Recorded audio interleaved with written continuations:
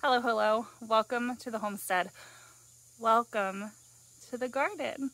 I wanted to talk today about how I took this space from grass to food in just 5 months, and actually it could be done way faster depending on what you're growing. How I did it for very inexpensively, and how you can do it too. You can start your fall garden right now, even if all you have is grass. Let's talk about it.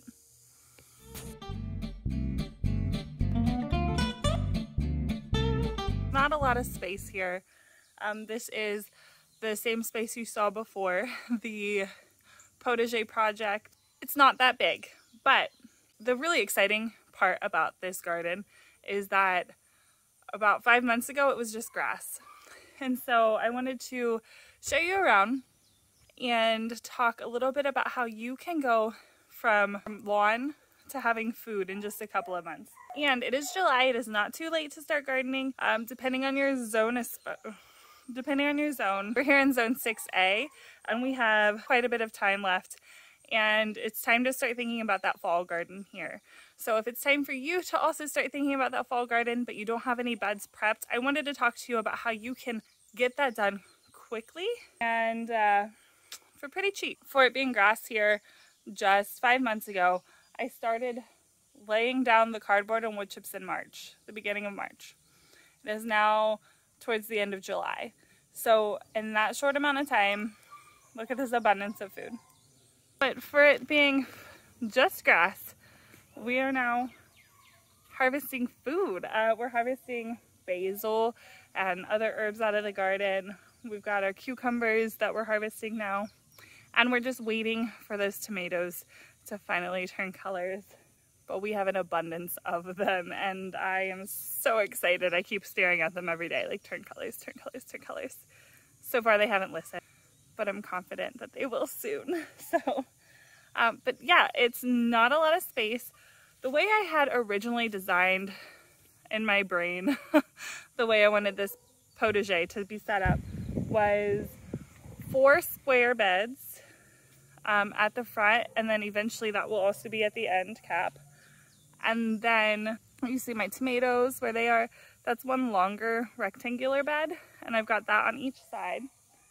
And then in the middle, where this is it's gonna eventually be an herb spiral is the plan, but there's 4 squared beds with the corners cut off surrounding that. Where I'm standing, if you see behind me, that's one of the square beds, and that's gonna be continued where this grass is. And then I'm going to take from the end of that all the way back to the peach trees, all the way back to the grapevines and beyond. And we're not going to have grass back here at all. That is the goal. We want to save on those fuel prices. We'll start over here with the beans because that's a really great place to showcase what I did. As you can see, it is literally just the grass, the cardboard, and wood chips. I planted some bush beans today, and all I did was I took actually this fence stake here and I poked into the cardboard and swirled around, and then I just put some potting mix in the holes because I put the holes too deep, and put my beans in and watered them in. That is how I did this watermelon bed. There was still grass alive underneath it, and 3 out of the 4 watermelon seeds that I planted germinated and came up.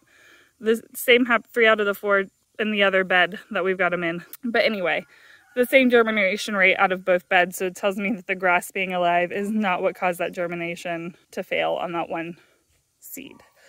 That's exactly how I started the watermelon bed. Hopefully we will have some bush beans coming in here, and we'll be very excited to enjoy those.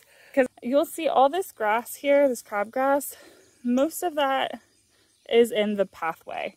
And then it's slowly kind of encroaching on that watermelon. And actually, I think that might be why that is my grassiest bed.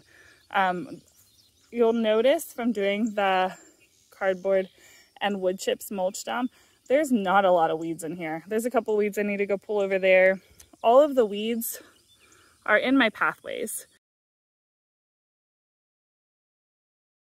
So I wanted to save the cardboard, and I wanted to use something a little more permanent in the pathways. So I had a bright idea of using weed cloth just in the pathways. I was planning to cover them with stones and then eventually either mulch or put some type of pea gravel or something. I hadn't decided which. And I hate the weed cloth. So if you're considering doing weed cloth, like, just skip it and just do cardboard and save yourself the headache.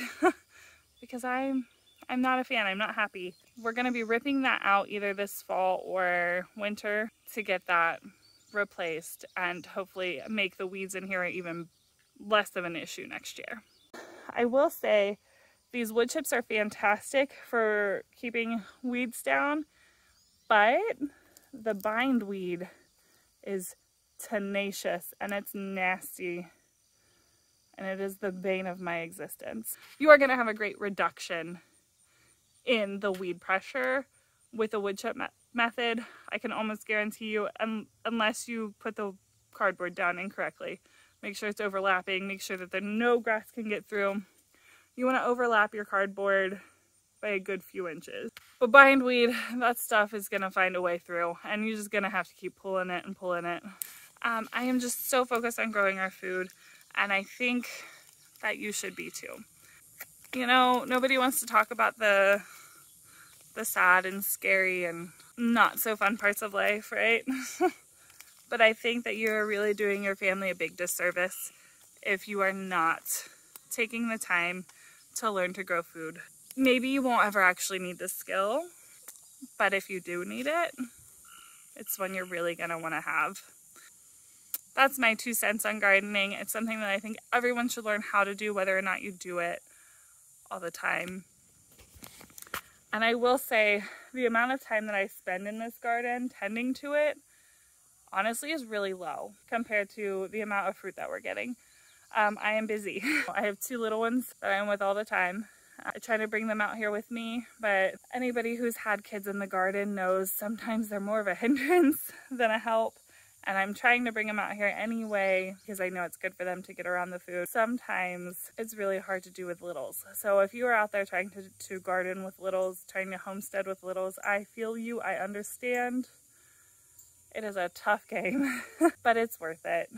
And I have to kind of stop and remind myself frequently, this is good, right? It's frustrating, but this is a good reason to be frustrated. That's my little pep talk there at the end, I guess. If you stuck around this long, I appreciate it, and I am so thankful that you've taken the time to watch my video out of all of the videos that you could have watched. And I hope that you have a very happy and successful fall garden. I hope that you start a fall garden, and I hope that you can see that your garden does not have to be perfect to give you food. Your garden does not have to be the most beautiful to give you food. Eventually, I want this space to be beautiful, right? Don't get me wrong, but that's gonna take time. This is a first-year garden. It's only been 5 months.